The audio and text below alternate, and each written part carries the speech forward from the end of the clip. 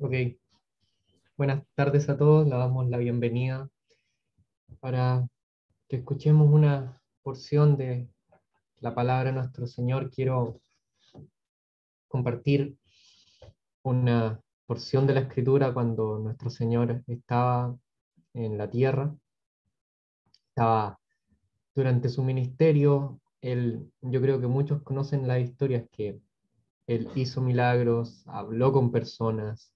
En el Evangelio de Juan se toman muchas secciones donde Él habla con personas de manera separada, como un hombre, Nicodemo en el capítulo 3 de Juan, una mujer samaritana en el capítulo 4, una multitud de judíos en el capítulo 2, y hoy quiero que veamos acerca de otra multitud. Normalmente en el tema del Señor las respuestas a veces son positivas, a veces son negativas. Quizá tú vienes como estas personas, no sé si tú sabías que al Señor fueron muchas personas y le hablaron y conversaron con Él. ¿Cómo sería poder conversar con Él? Yo quisiera saber por qué te gustaría escuchar el mensaje del Evangelio, cuál sería tu motivación. Me gustaría saberlo, porque la Biblia nos dice que tenemos un gran problema. Alguno que quizá ya ha escuchado la predicación dirá que yo voy a decir que el problema es el pecado, pero va más allá de eso. El problema es que tenemos un Dios que es santo. Es que tenemos un Dios que es santo. Dios que es santo creó el universo, nos creó a nosotros, te creó a ti, y el hecho de que Él sea santo implica en la mayor base de su ser que Él es distinto. Santo a veces lo asociamos con pureza, pero santo significa algo que es apartado, algo que es especial, algo que es distinto. Puede ser que la definición tuya, por ejemplo, que tienes alguien que sea una persona que le guste descansar los fines de semana y tenga muchos sillones, pero haya un sillón que solo usa una vez al mes porque es especial. Eso sería básicamente algo que es santo, algo que es especial, algo que se utiliza solo en ocasiones especiales. Los platos de porcelana, la frazada que se usa en ocasiones especiales, la película que uno solo ve cuando está muy mal. Eso es algo santo, algo distinto. Dios es distinto. Dios no es como tú, no es como yo, no es como nadie. No hay nadie que pueda llegar a parecerse a Él, y esto nos lleva a otro problema. El problema es que no solo nosotros somos pecadores, eso yo creo, quiero dejarlo claro. Nosotros somos pecadores, pero ese no es el mayor problema. El mayor problema es que nosotros somos pecadores y tenemos naturaleza pecadora. Hay harta diferencia en eso. Hay harta diferencia porque si fuéramos simplemente pecadores, la respuesta sería, bueno, dejemos de pecar. Fácil o no, el problema es que tenemos una naturaleza pecadora. ¿A qué me refiero? Quiero leerles una porción del Evangelio de Juan en el capítulo 6. Dice así la escritura en el capítulo 6 del Evangelio de Juan. Dice, le dijeron entonces, el contexto es que hay una multitud, el Señor estuvo en un lugar y multiplicó panes y peces. Lo hizo porque la multitud tenía hambre, lo hizo porque Él es un Dios compasivo, y las personas estaban escuchando la palabra que Él les predicó por muchas horas y no los quería despedir de vuelta a sus hogares porque irían de muy lejos, estaban en un lugar desierto y muchos hubieran tenido problemas con el hambre. Así que Él les dio de comer. Le dijeron, versículo 30, Juan capítulo 6, versículo 30, le dijeron entonces, ¿qué señal pues haces tú para que veamos y te creamos? ¿Qué obra haces? Para dar un poco más de contexto, mejor voy a leer del 25. Y hallándose al otro lado del mar, le dijeron, Rabí, esto significa maestro, ¿cuándo llegaste acá?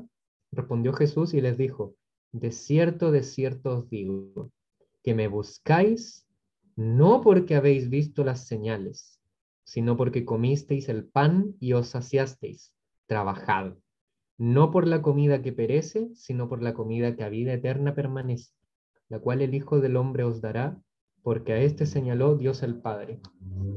Entonces le dijeron, ¿qué debemos hacer para poner en práctica las obras de Dios? Respondió Jesús y les dijo, esta es la obra de Dios, que creáis en el que Él ha enviado. Aquí tenemos el gran problema de las personas. Quiero que noten una cosa. Cuando las personas van y buscan al Señor, lo primero es que le dicen rabí, un símbolo de respeto, pero para ellos es un maestro. Ahora, hay cierta loabilidad en esto, ya que reconocen que Él sabe lo que dice. Uno en el Evangelio de Juan también le llamó rabí y le dijo, sabemos, quizá hablando por personas como estas, que no podrías no venir, que tienes que venir de Dios porque nadie que no venga de Dios haría las cosas que tú haces, reconociendo que Jesús venía de Dios, pero es más, Él es más que esto. Esta persona, la que dijo esas palabras en Juan 3, no creía y el Señor le dijo, a menos que nazcas de nuevo, no puedes ver el reino de Dios, no puedes entrar al reino de Dios. Estas personas tienen este problema. ¿Por qué lo digo? Miren, ellos son de unas personas que comieron el pan que el Señor multiplicó y el Señor les dice, me buscan porque comieron el pan, trabajad, no por la comida que perece. Y aquí se ve que hay algo curioso. ¿Notaron que eso que dijo el Señor es muy curioso? Porque estas personas comieron el pan. Yo les pregunto a ustedes, los que conocen la historia de la multiplicación, te acabo de comentar lo que es la historia de la multiplicación de los panes y los peces. Están los 4 evangelios.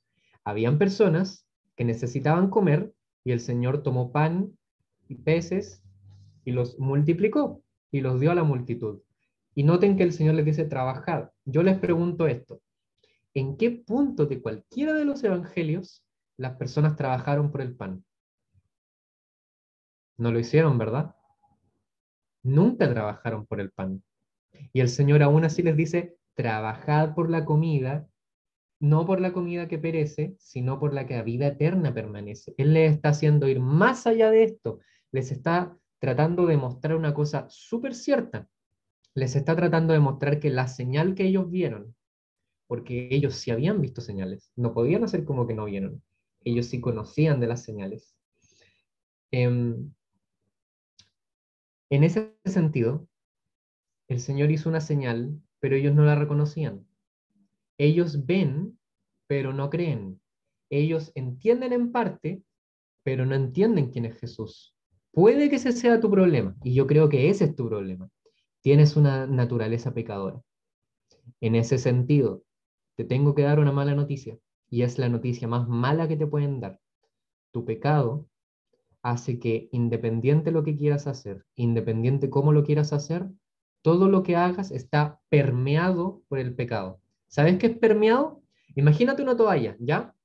Las toallas, obviamente uno tiene como 2 tipos de toallas, la toalla que está seca y la toalla que está mojada. Una toalla que está mojada, el gran problema no es tanto que esté mojada, sino que la toalla absorbe el agua. Cuando a mí me echan agua, lo más probable es que me seco rápido. Si el agua no, o yo absorbo el agua y se va, yo no tengo agua por mucho tiempo, pero las toallas cuando les echan agua, la absorben, o la esponja también es como ese tipo. El problema con las toallas y las esponjas cuando se mojan, y yo no las quiero mojadas, es que tienen el agua permeada. El agua llenó el ser de la esponja o de la toalla. Tú eres así en el tema del pecado. No es que lo tengas en la superficie, como yo estaría con agua en la superficie si me echara agua. Tampoco es que te manchaste un poco con una tinta, o uno diría el que se mancha con tinta en la ropa, oh, me manché, bueno, pero me cambio la ropa, claro, la ropa no es parte de mí, me la saco y me pongo otra ropa, me saco esta camisa, me pongo otra, o una polera. Tu problema no es ese. Tu problema es que tú estás permeado por el pecado. En ese sentido, hagas cosas buenas. Yo reconozco que puedes hacer cosas buenas. El tema es que tú haciendo cosas buenas o malas, en pecado naciste, y en pecado te parió tu madre, y en pecado vives. Hagas algo bueno o hagas algo malo, hagas obras caricativas o te comportes como un egoísta, el pecado fue absorbido por ti. Puede que no te cueste hacer pecado, o puede que te cueste, puede que seas una persona relativamente simpática, te consideras bueno, no te consideras el peor, pero te consideras bueno. Estimado, ese no es el problema es que eres pecador y naciste en tus delitos y pecados, muerto en tus delitos y pecados. Ese es el problema, por eso el Evangelio es tan importante. Mira, y esta es una manifestación del pecado permeando en ti, que cuando ves o piensas en Dios, no piensas en Dios como debería ser. Ese es un tema, porque mira, acá hay un tema. Unas personas vieron un milagro, Jesús multiplicó los panes y los peces. Sin embargo, el Señor incluso les dice que no han visto señales, aunque el Evangelio de Juan, a los 7 milagros que describe el Evangelio de Juan, les llama señales. Este principio de señales ocurrió cuando hizo el primer milagro, transformar agua en vino, ¿sí? Y al final del Evangelio salen estas señales, se escribieron es el libro de las señales. Los milagros que ocurren en Juan, que son 7, son señales, son para que las personas crean. El problema es que las personas ven milagros y no creen. Y eso es normal, porque nosotros malinterpretamos las cosas, porque no trabajamos para comida que a vida eterna permanece. Vemos señales y no las tomamos como para vida eterna que permanece. ¿Qué es la vida eterna? Esta es la obra de Dios que creáis en el que Él ha enviado. Este es el tema. Ellos no trabajaron por el pan. Tenían que ver que era una obra de Dios por gracia. Tenían que ver que era parte de su provisión diaria.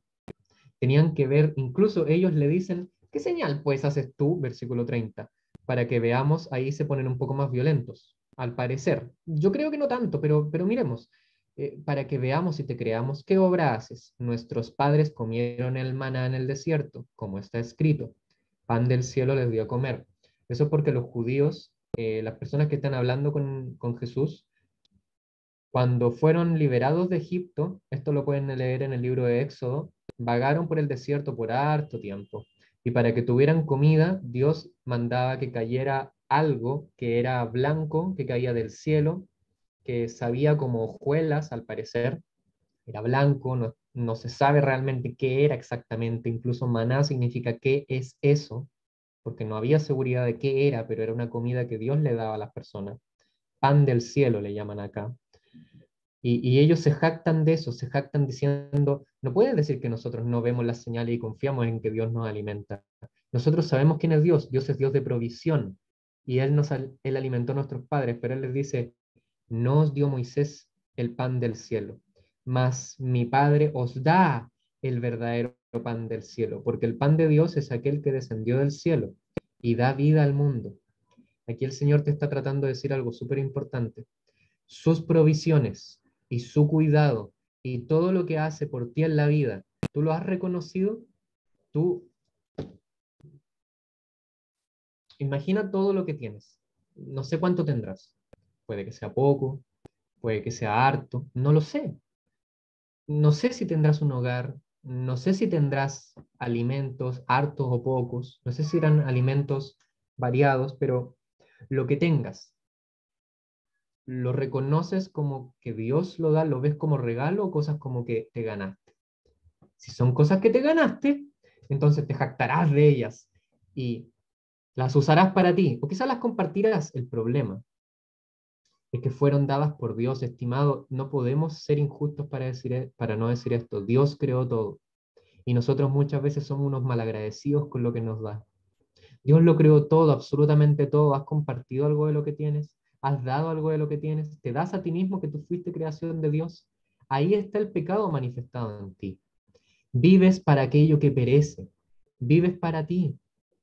Ves las señales de Dios. Ves todo lo que te da Dios. Ves toda la provisión de Dios, milagrosa o no milagrosa, como sea que te la dé, y la ves como algo merecido. O lo ves como algo ganado. Lo ves como algo trabajado. Por eso el Señor les dice, trabajen para que entiendan que tú sabías que en la Biblia la palabra trabajar no tiene connotaciones como las que nosotros nos imaginamos. Trabajar para mí es lo que yo hago todo el día. Estoy todo el día haciendo cosas. Yo tengo un trabajo, estoy todo el día haciendo algo. Pues estoy de aquí para allá, moviéndome por aquí, moviendo por allá, vendiendo cosas, comprando cosas. Y así la Biblia no ve netamente el trabajo. La primera vez que habla Dios de trabajo en la Biblia es cuando había un hombre en el huerto del Edén y Dios le dice, cuide el huerto. y había un huerto, y era un huerto maravilloso. ¿Y saben? La palabra que usa Dios para cuando le dice a Adán y a Eva, cuiden del huerto, creo que eran dos palabras. Eran labrad la tierra y cuidarla, me parece. Cualquiera me puede corregir en privado, pero eran algo así. Esas palabras solo se vuelven a usar en Éxodo y en Levítico cuando se habla acerca de la obra de los sacerdotes y de Moisés en favor de Dios. Cuando Moisés le dice a Faraón, deja ir a mi pueblo para que los sirvamos en el desierto, esa palabra es la que usaban en el Edén. Impresionante, claro. El trabajo solo es trabajo cuando es para Dios, estimado. Tú puedes que estuviste todo el día trabajando, todo el día haciendo cosas, pero yo te pregunto, ¿qué hiciste para Dios? Y si no hiciste nada, ¿no te parece un poco injusto que el Dios Todopoderoso creó el universo y tú no le dedicaste ni un segundo hoy, ni un mísero segundo? Incluso si te despertaste a orar, porque quizá tus oraciones fueron todas para recibir bendición, para hacer las cosas hoy. ¿No crees que, siendo sincero, si tú fueras Dios y tus criaturas ni un saludo te dedicaran, sería un poco injusto? Y tú les dieras un montón de cosas como regalos y nunca lo reconocieran. ¿No sería un poco injusto? ¿No te sentirías un poco ofendido? ¿Cómo se sentirá Dios? Noten que incluso Jesús dice, Moisés no les dio pasado el pan del cielo, mas mi Padre os da, lo da hasta el día de hoy. El verdadero pan del cielo lo dice el versículo 35, yo soy el pan de vida.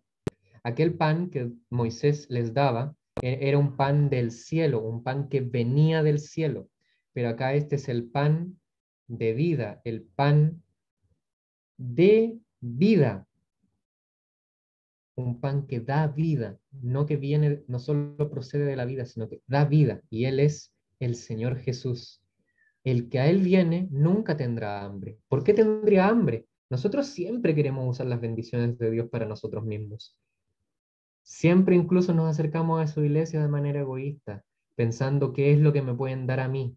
Yo pocas veces pienso en lo que puedo dar para mis hermanos y siento que Dios me creó para pensar más en qué puedo dar a otros, a mis hermanos, qué puedo decirles, qué puedo ayudar, qué puedo aportar. Yo no estoy acá para probar que sé de la Biblia y para hablarles. No me pidieron que lo hiciera por eso, y estoy seguro que si yo pensara así no me dejarían hacerlo. Yo estoy acá más que nada porque tomo un trozo de la escritura y se los doy, porque se los quiero dar y porque quiero dedicarlo a mi Padre. Si alguno encuentra que estoy diciendo cosas que no están bien conforme a la escritura, ok, eso es súper bueno y ojalá me lo digan para que pueda ser dedicado a Dios. También las críticas pueden ser dedicadas a Dios. Yo quiero que vayamos al Señor. Si tú nunca has creído, si tú nunca has recibido el mensaje del Evangelio, esta es la oportunidad. Cree. ¿Quién es el pan de vida? ¿Quién es el único pan que te puede saciar? El Señor Jesús. Y mira, acá hay una promesa para asegurarte que nunca te va a perder, que Él realmente te puede salvar. Observen, todo lo que el Padre me da, eso puede ser tú. Si tú vas con Él, si tú crees en que Jesús murió por ti, si tú crees en Jesús, en su cruz, en que Él realmente te puede dar vida, deja de ir con Dios a pedirle solo para ti. Anda y ofrécete a Él. ¿Te has preguntado para qué es tu vida? Es para Dios, no para que Él la haga mejor, sino para que Él la haga nueva. Quizá vas a Dios con motivos egoístas. Es hoy el día en que puedes parar. Entrégate al Señor. La buena noticia del Evangelio es que a pesar de que somos pecadores por naturaleza, y así como un leopardo o el animal que tiene manchitas en la piel, que no estoy seguro cuál es, perdón, si se afeitara y volviera a crecer el pelo, seguirían las manchitas, ¿o no?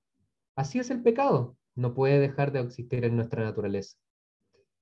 Pero así como Dios puede hacer las cosas nuevas, como Él las creó de la nada, Él puede crearte de nuevo, puede salvarte. Él quiere salvarte, quiere darte un corazón nuevo, quiere poner el Espíritu Santo en ti, quiere redimirte, quiere hacerte su hijo.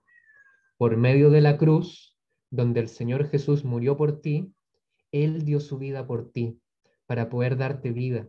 Merecemos la muerte, por eso el Señor tuvo que tomar la muerte, Él tuvo que probarla, Él tuvo que ser entregado en la muerte, pero resucitó. para mostrar que Él puede dar vida a todo el que quiera. Por eso dice que el Padre da, hoy da vida. Él es el que da vida. El que cree no tendrá sed jamás. Y aquí hay un tema trágico. Mas os he dicho que aunque me habéis visto, no creéis. Estimado, no digas que necesitas milagros o ver a Dios o una manifestación impresionante de ángeles para creer. Eso no. Qué bueno que algunos crean por cosas así, pero eso no pasa. Los milagros no salvan a nadie. Es Dios el que salva a alguien. Todo lo que el Padre me da, vendrá a mí. Cree en Jesús. Solo pídele que te salve y Él te va a salvar. Y mira, y el que a mí viene, no le echo fuera. ¿No es maravilloso eso? Al que a Él viene y cree en Jesús, Él nunca va a decir, me aburrí de esta persona. Es muy egoísta, es muy cruel, es muy poco creyente, ora muy poco, lee muy poco, ayuda muy poco, sirve muy poco. No, aquí dice, el que a mí viene, no le echo fuera.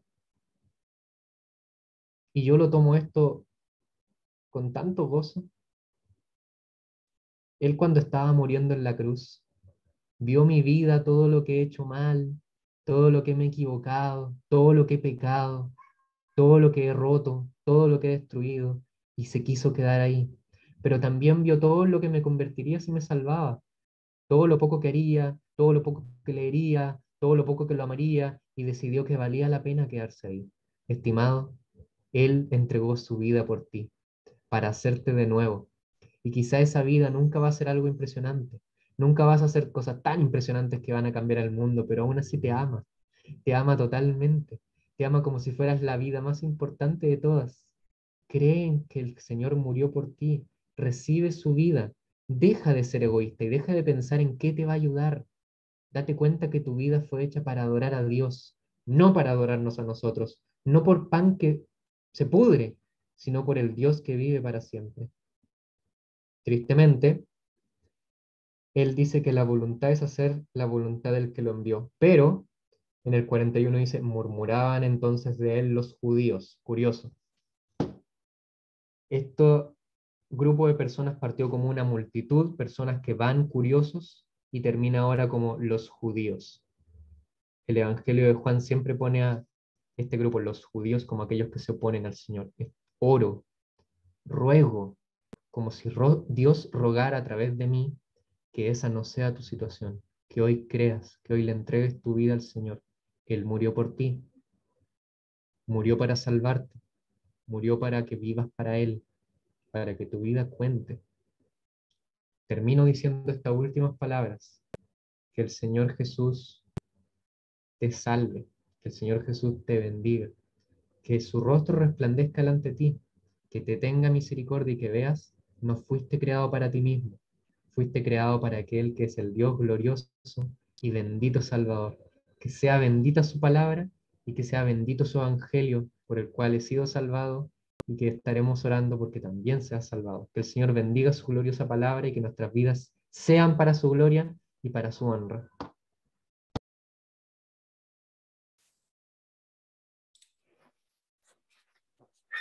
Muy bien, muchas gracias damos a nuestro hermano Cristian por esta primera parte de la reunión.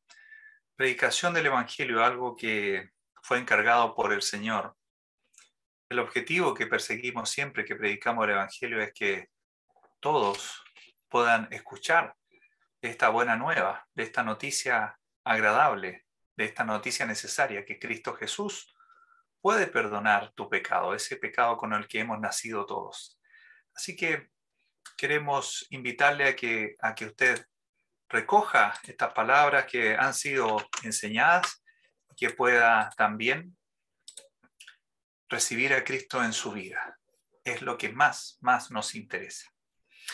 Muy bien, para esta segunda parte de esta reunión vamos a tener una lectura, una enseñanza respecto a un tema en especial. Quiero presentarles a un personaje de la Escritura. Esta segunda parte, si bien está especialmente orientada a personas que son creyentes, que somos creyentes. Si usted no es creyente aún, si usted no ha recibido a Cristo en su corazón, usted por supuesto que puede beneficiarse absolutamente de esta primera y segunda parte de la reunión. No tiene por qué sentirse que esta parte no es para usted. Al contrario, toda la Escritura es muy buena para todos. Hay muchos personajes en la Escritura, podemos estudiar sus vidas.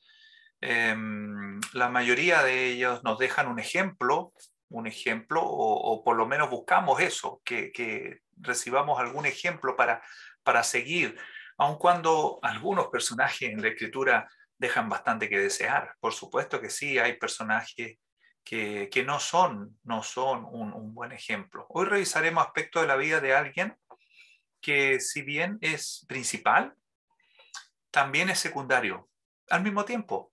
Es un personaje muy particular del cual se habla poco, de hecho hay poco material en la Escritura, y se trata de alguien que es totalmente trascendente en la vida del Señor. Es muy trascendente en la vida de Jesús, pero que siempre permaneció como en un segundo plano o hasta en un tercer plano.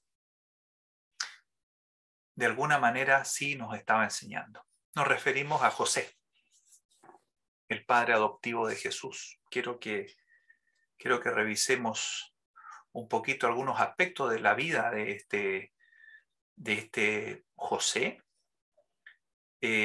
cuál fue su relación con el Señor y su actuar, que nos va a servir de mucho ejemplo. Este es un personaje del cual se habla poco. Revisemos algunos pasajes donde se nos habla de José, el padre adoptivo de nuestro Señor. Vamos a compartir ahí estamos compartiendo un texto. Dice, algunos textos los vamos a leer completo, otros los vamos a ir pasando. Dice en Mateo 1:16, está haciendo la genealogía del Señor. Y al terminar la genealogía dice, y Jacob engendró a José, marido de María, de la cual nació Jesús, llamado el Cristo. La verdad es que es la primera mención de José en las Escrituras, de este José. Hay otros José por ahí. Se menciona, como dije acá, al terminar la genealogía del Señor. La genealogía del Señor también se trata en Lucas.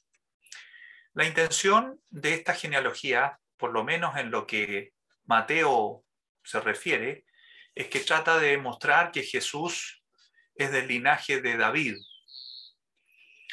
En Lucas no se dice que es hijo de Jacob, se dice que es hijo de Elí.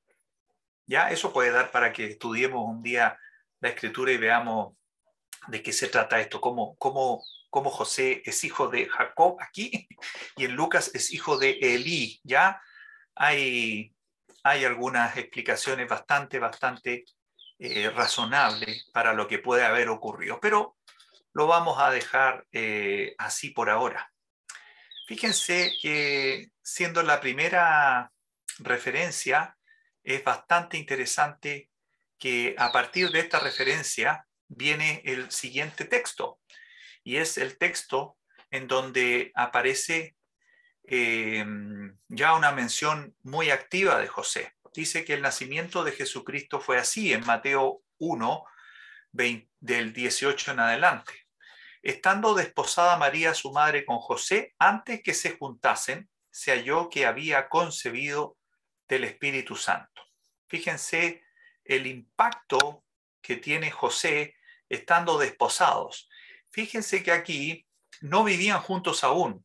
Si usted estuvo el domingo en la tarde-noche, pudimos conversar un poquito del matrimonio judío, y ellos habían firmado contrato de matrimonio, pero estaban en el periodo ese que duraba más o menos un año, en el periodo en el que no estaban aún viviendo juntos, ya no tenían vida conyugal aún.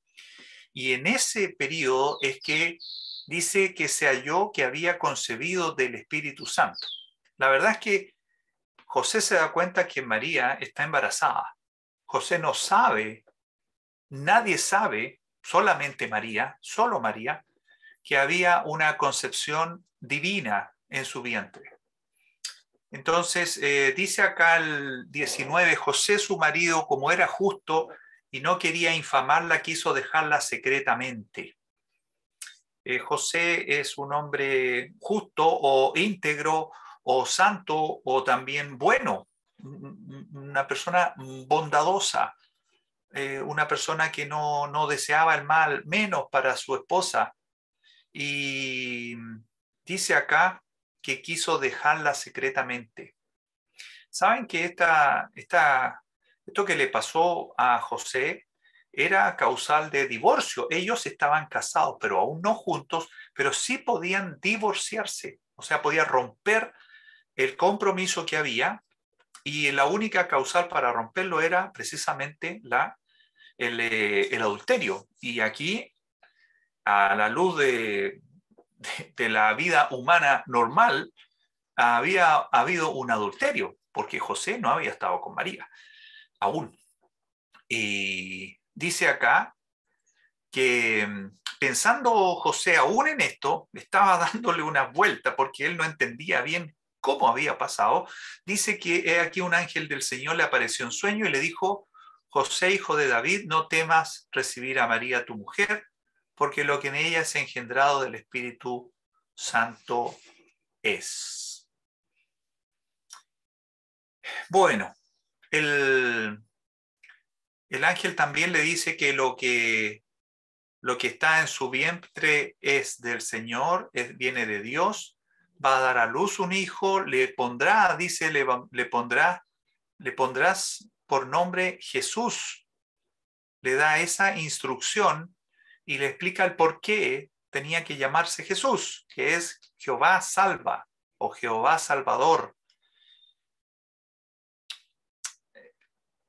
Yo realmente me admiro en esta porción porque apreciamos cuál es la comunión que José tenía con Dios. Tal vez a veces lo pasamos por alto, pero José se le aparece en sueños Dios, en la figura de un ángel, en sueños dice. Ahí dice, el ángel del Señor le apareció en sueños. ¿A cuántas personas el ángel del Señor le apareció en sueños? ¿Cuántas personas en la escritura tenemos que le ocurrió esto? No son demasiados, no son demasiados. Y yo estoy absolutamente seguro que había una comunión especial de José con Dios, con Jehová, con Yahvé. Había una comunión muy, muy especial. Y Dios se le aparece y le aclara las cosas. ¿Y sabe qué? José le cree. José entiende que lo que está ocurriendo con María es obra divina, le cree, escucha las instrucciones, las obedece y espera en Dios hasta que nace el primogénito. Es, es sorprendente la actitud mansa de José frente a esta cosa que era un escándalo.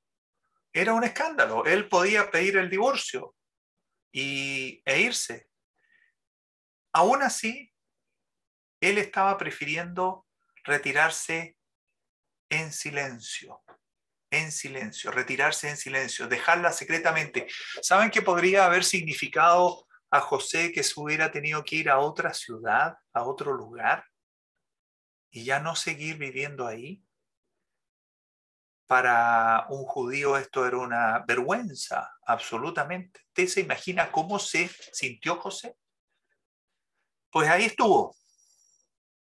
¿Qué cosa podemos rescatar de este episodio en la vida de José? Un hombre justo, un hombre en comunión con Dios. Ojo, un hombre que escucha a Dios, un hombre que obedece a Dios y un hombre que espera.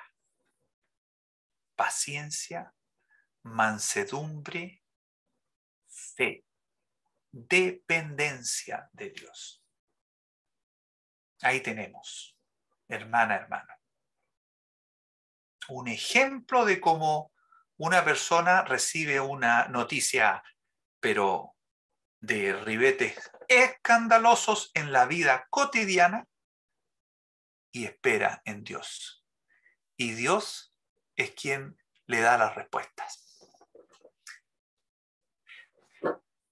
Para quedarse pensando, ¿cómo andaría, hermano, que le pasara una cosa así? Al día de hoy, los hermanos varones, ¿cómo andaríamos si nos pasara una cosa así? ¿Cuál sería nuestra reacción? José esperó que Dios le diera respuestas. Fíjense que no lo vamos a leer, pero en Lucas 2, del 1 al 8 y luego del 15 al 20, tenemos el relato de cuando hay un censo, se promulga un censo de parte de Augusto César, y el censo había que ir a hacerlo y a inscribirse y a empadronarse en la ciudad de origen, Y José, junto a María, que estaba embarazada, ya estaba tal vez en su etapa terminal seguramente, van a Belén, a la ciudad de David, porque de ahí era José, su linaje, a Belén. Cuando están en Belén, se cumplen los días de su alumbramiento, dice el 6, da a luz a su hijo, el primogénito, el primero, y lo envuelve en pañales, lo cuesta en un pesebre. Esto es una historia que conocemos, por supuesto, y habían algunos pastores en la región que velaban. Esos pastores tuvieron una visión de ángeles, Dice acá que una vez que los ángeles se fueron y que anuncian que había nacido un Salvador, entonces estos pastores fueron a ver en Belén y encontraron, dice ahí que vinieron apresuradamente el 16 y hallaron a María y José y al niño acostado en el pesebre. Al verlo, les dijeron qué les había dicho los ángeles acerca del niño. Todos se maravillaban de lo que decían los pastores. José y María deben haber estado un poco extrañados. Bueno, fíjese que José acepta que va a ser padre adoptivo. Él lo recibe. Cuando viene al censo asume un rol, asume el rol que le corresponde, padre de familia. ¿Ya? Él sabía que él no era el padre de esa criatura.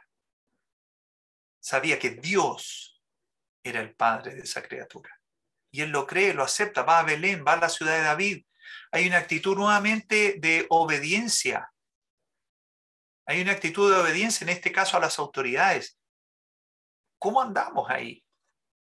A veces no nos gusta algo de nuestras autoridades y alegamos.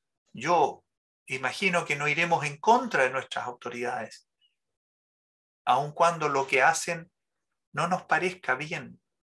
Pero José toma una actitud proactiva frente a estos hechos. Y fíjense que no encuentra lugar, no hay lugar en la hostería donde él tenía que llegar. Él no era de Belén. Así que consiguió un pesebre y albergó a María y al recién nacido. Aquí José no echa a relucir su linaje de David, que podría haberlo usado. En esos tiempos era importante eso. No, él toma una actitud de humildad y acepta lo que le toca. Y lo que le toca es instalarse en un pesebre. Llegan los pastores. María y José están cuidando al pequeño, al recién nacido. Lo están cuidando. Están juntos. Una actitud paternal. Y cuando escuchan lo que dicen los pastores, Y yo estoy seguro que ratifican, pero guardan en su corazón aquello que les había dicho Dios a través de los ángeles. Qué precioso es ver cómo María y José, en el caso que estamos estudiando, tienen esa actitud.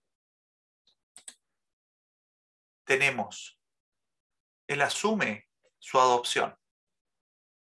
Es lo que Dios le ha señalado. Tú serás el padre adoptivo. Obediencia nuevamente. Obediencia.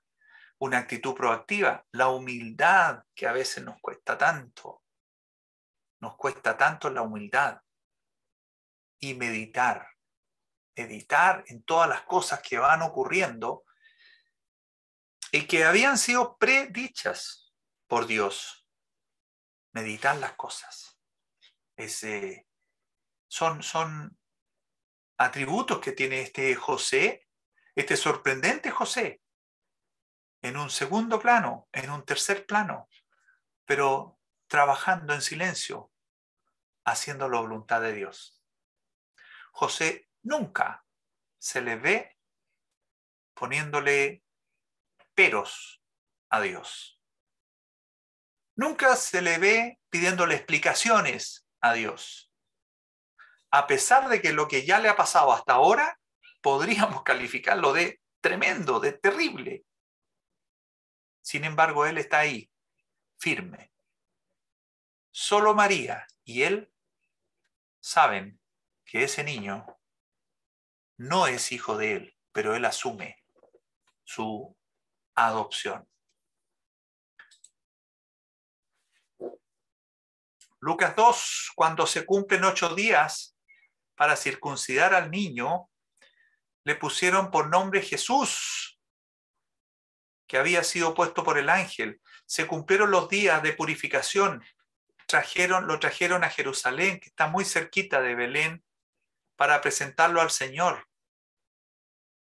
Fíjense que ofrecen un sacrificio conforme a lo que dice la ley. Había un hombre llamado Simeón, un hombre justo y piadoso, y que habla respecto a Jesús ahí. Y ahí está María y ahí está José, cumpliendo con los mandatos y los preceptos que Dios había establecido. Vemos un hombre que es celoso de Dios, un hombre que obedece a Dios. Esto era un mandato de Dios, esto no era opcional, y él lo obedece. Él no necesita que nadie se lo recuerde. ¿Cuánto tenemos que aprender de este José? Le ponen por nombre Jesús. ¿Saben qué? Era normal en esos tiempos llamar al varón como su padre. Era normal, y si José le hubiera puesto José, nadie se habría extrañado. Al contrario, lo habrían encontrado totalmente normal, totalmente natural. Y le ponen Jesús. Tal vez alguien le preguntó alguna vez a José, a María, ¿por qué no le llamaron José? Es como cuando ocurrió con Juan el Bautista. Bueno, porque hay una instrucción de Dios y ellos están permanentemente sometidos a la voluntad de Dios. Ellos obedecen al anuncio y al mandato de Dios. No se mandan solos. A nosotros nos gusta mandarnos solos. Dice que José y su madre estaban maravillados de todo lo que se decía de él. Un hombre anciano, una mujer anciana, diciendo maravillas de ese pequeño bebé. ¿Cómo sabían ellos? Dios también les había hablado. Así que ellos se maravillaban.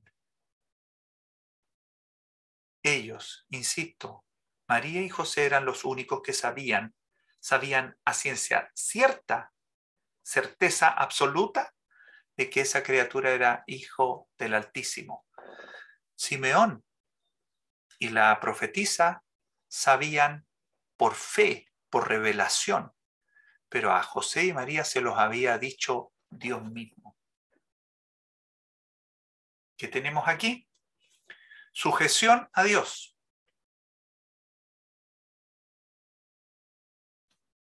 Puedo preguntarme, ¿me sujeto a Dios? Celoso de Dios.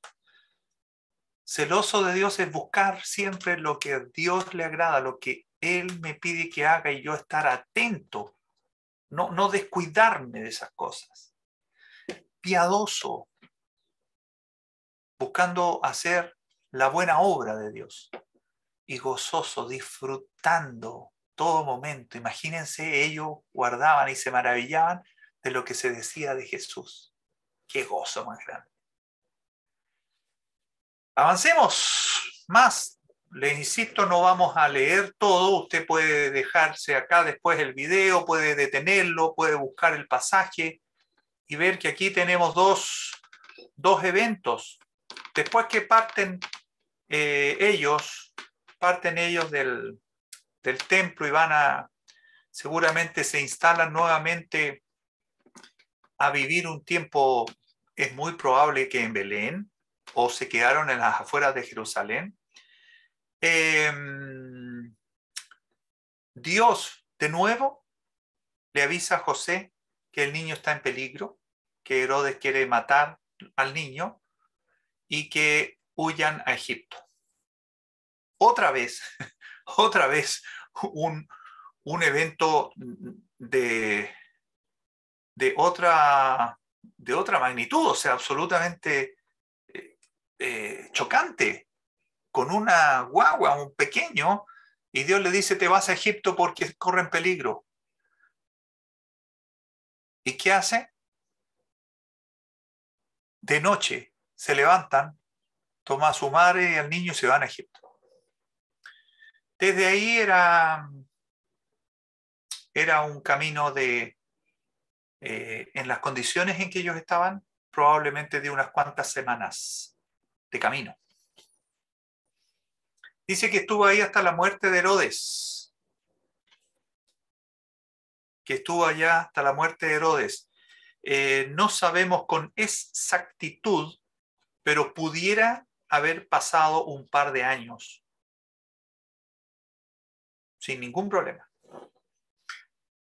El Señor proveyó de sustento para ellos. No nos olvidemos que aquellos hombres, esos hombres de ciencia de Oriente, trajeron oro. ¿Para qué era el oro?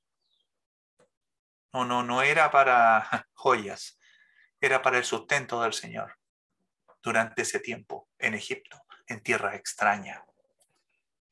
Una vez que muere Herodes, dice el 19, el ángel del Señor nuevamente se le aparece a José en Egipto en sueños y le dice que vuelva. Y cuando vuelve, dice que oyó que estaba Arquelao reinando en Judea. Bueno, Arquelao era un gobernante muy cruel. Hubo una revuelta muy grande, mandó a matar muchos judíos, fariseos. Arquelao era terrible. Por lo tanto, el mismo Señor le advierte y nuevamente en sueño le dice, no vuelvas a Belén ni a Jerusalén, que está en Judea. No, pasa de largo e instálate en Galilea, en Nazaret específicamente. Fíjense que otra vez José sigue la voluntad de Dios en lo cotidiano de la vida. Escucha, obedece. Cuestiona, nunca. A Dios no se le cuestiona. Fíjense que yo no sé si José sabía o no sabía que al Mesías se le llamaría el Nazareno. Si lo sabía, bien, porque había profecía al respecto. Pero si no lo sabía, él está trabajando y está haciendo que una profecía de Dios se cumpla a la cabalidad y se instala en Nazaret. Otra vez tenemos a un José en sintonía con Dios, que sigue la voluntad de Dios en la cotidianidad, en el día a día. Sí, hermana, hermano, para seguir la voluntad de Dios no tenemos que hacerlo solo en la iglesia. No, mientras estoy en la iglesia, entonces sigo la voluntad de Dios. Mientras estoy con los hermanos, pero cuando ya estoy en mi trabajo, en mi ambiente, en mis cosas, bueno, ahí no corre. No, José está permanentemente sintonizado con Dios, sujeto a Dios, en el día a día.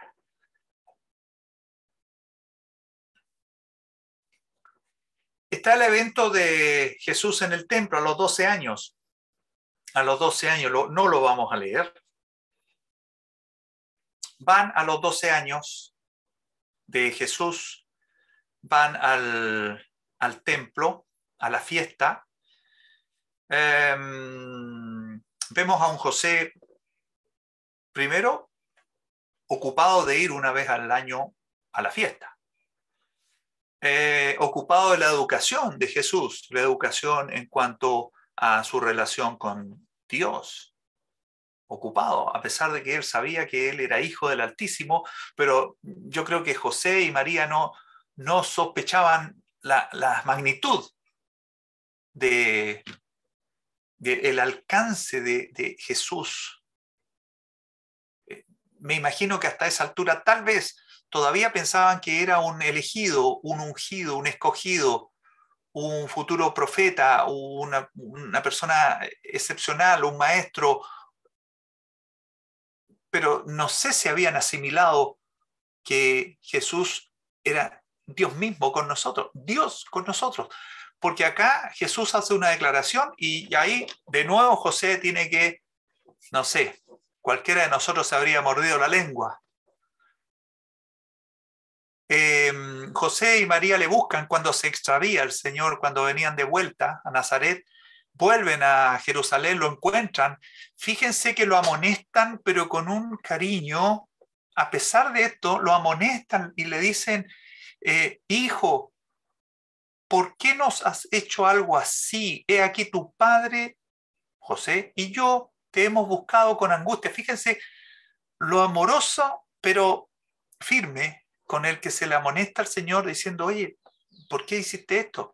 Y el Señor le responde a María y a José, su padre, le responde y le dice, ¿por qué me buscabais? ¿No sabíais que en los negocios de mi padre me es necesario estar? Y ellos no entendieron nada. O sea, imagínense, pónganse en el lugar. José, yo soy José, le pregunto a Jesús, mi hijo adoptivo, pero hijo al fin, y él me dice, ¿por qué me buscabas tanto? ¿Por qué estabas tan desesperado si yo estoy ocupado en los negocios de mi padre? Pero ¿cómo si? Se supone que yo soy el padre, aunque sea adoptivo. Pienso que este tiene que haber sido un choque más o menos importante para ambos, para María y José, pero tienen que de nuevo haber recordado que él es el hijo del Altísimo, su padre es otro. Vuelven a Nazaret, Jesús crecía, dice, en estatura, en sabiduría, en gracia. Fíjense que este es el último relato antes de los 30 años del Señor, cuando ya empieza su ministerio. Entre los 12 y los 30, se supone, debido a que Jesús fue llamado el hijo del carpintero, se supone que entre los 12 y 30, Jesús que se sujetó, dice ahí, se sujetó a ellos, José le enseñó su oficio, se ocupó de enseñar a Jesús el oficio de carpintero.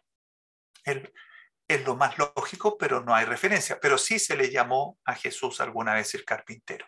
Aquí tenemos un José educador, un José responsable, un José que sustenta, humilde nuevamente, y un José que guía.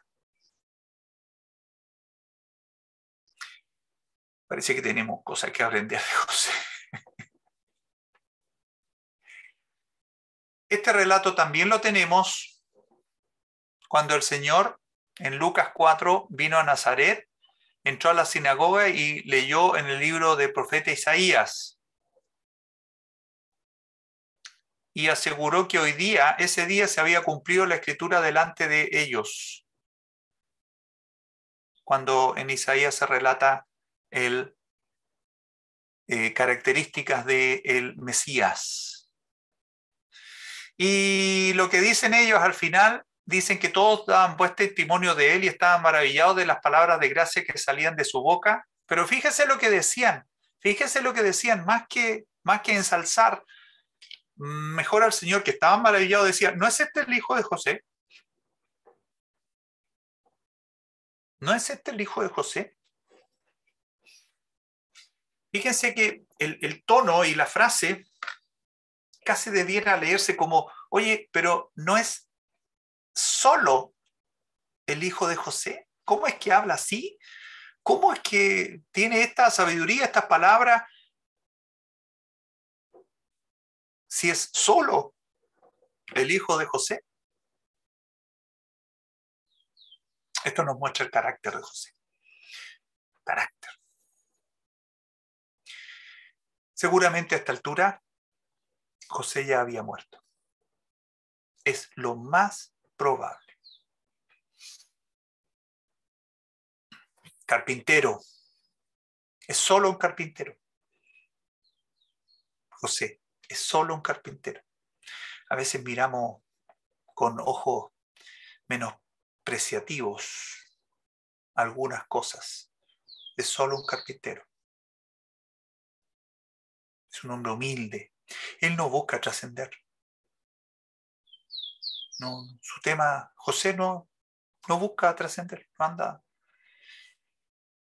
No hay que otra palabra poner. Ubicado. Sabe que a veces a las personas nos falta ser ubicados, estar en el momento justo, en el lugar justo, y si estamos en una situación, entender, leer la situación en la que estamos. José parece que era así. Pero todos reconocían a Jesús como el hijo de José. Es un legado tremendo. En Juan 1,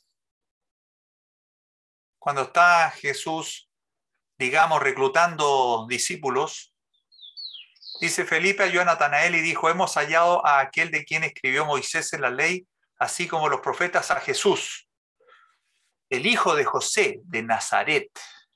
El hijo de José. De nuevo, queda en la retina de todo el mundo. Este es el hijo de José. En Juan 6 murmuraban de él los judíos porque había dicho: yo soy el pan que descendió del cielo. Y decían: ¿no es este Jesús, el hijo de José, cuyo padre y madre nosotros conocemos? ¿Cómo dice que vino del cielo? ¿Cómo dice que vino del cielo si hijo de José, si lo conocemos? Nosotros lo conocemos.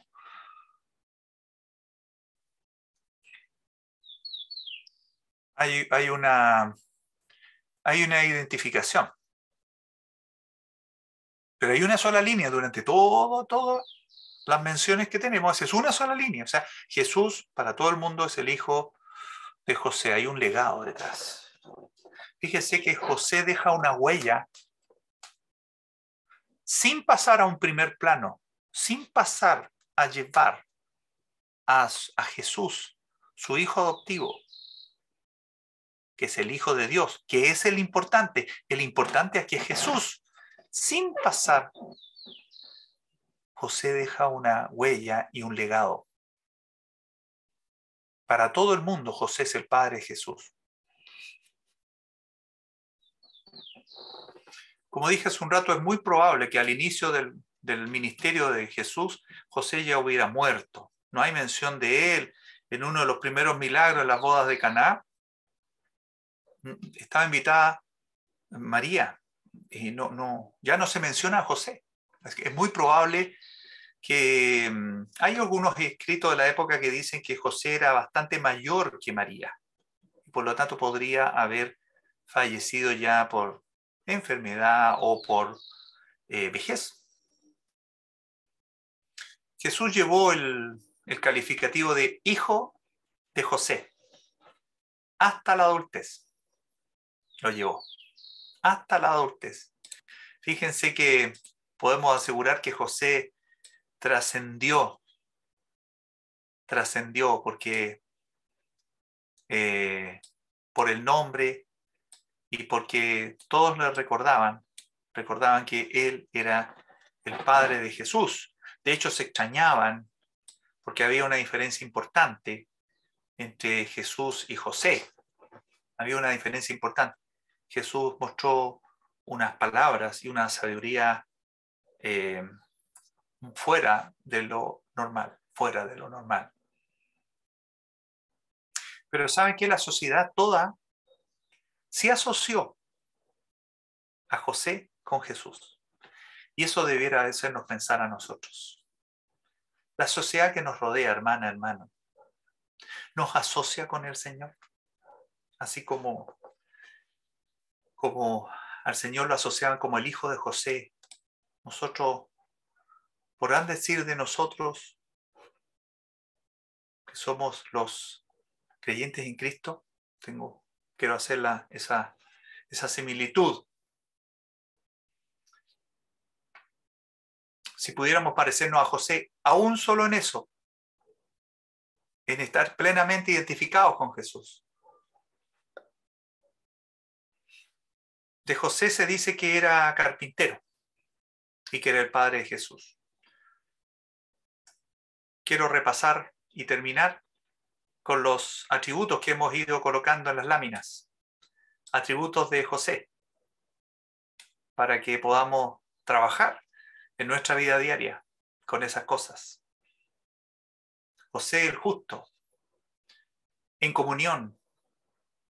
José escucha, José obedece, José es paciente, José tiene esperanza, es proactivo, es humilde, es meditador, se sujeta a Dios, es celoso de Dios, piadoso, gozoso de las cosas de Dios, está en sintonía con Dios, es un educador, es responsable, es una guía, él no busca trascender más allá de su Señor, es ubicado, se identifica